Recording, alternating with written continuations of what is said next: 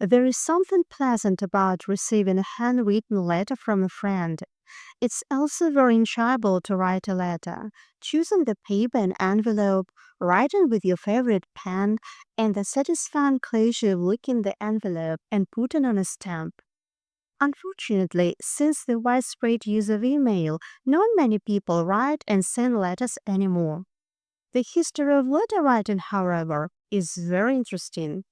Before the invention of the postal service, letters were delivered on foot by couriers. The ancient Greeks used athletic runners for that. Later, horses were used because they were faster and could be changed at various stations.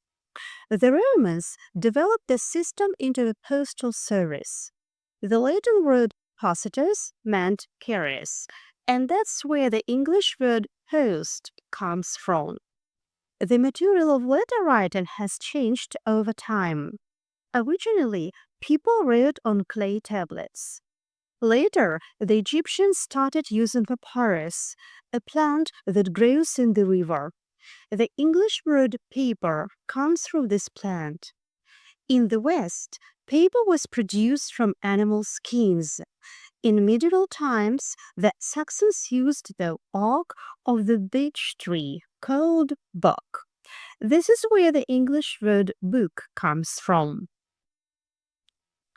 Literacy has had a big effect on letter writing. If you can't read, you can't write letters. Before the 15th century, letter writing was restricted to governments, the church, and the aristocracy. After the invention of the printing press that makes books cheaper, literacy was greatly increased.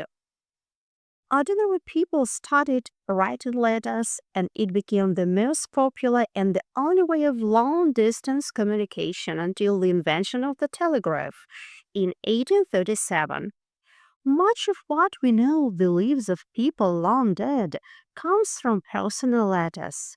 Certainly, books have provided historical information about the ancient Greek and Roman civilizations. But much of what we know of daily life from these periods comes from letters.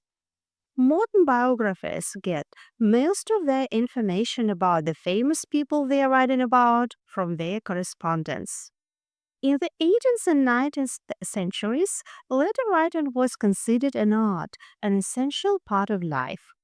People read not only to keep in touch, but also as a method of literary expression, as a work of art, and conform to conventions of etiquette and form.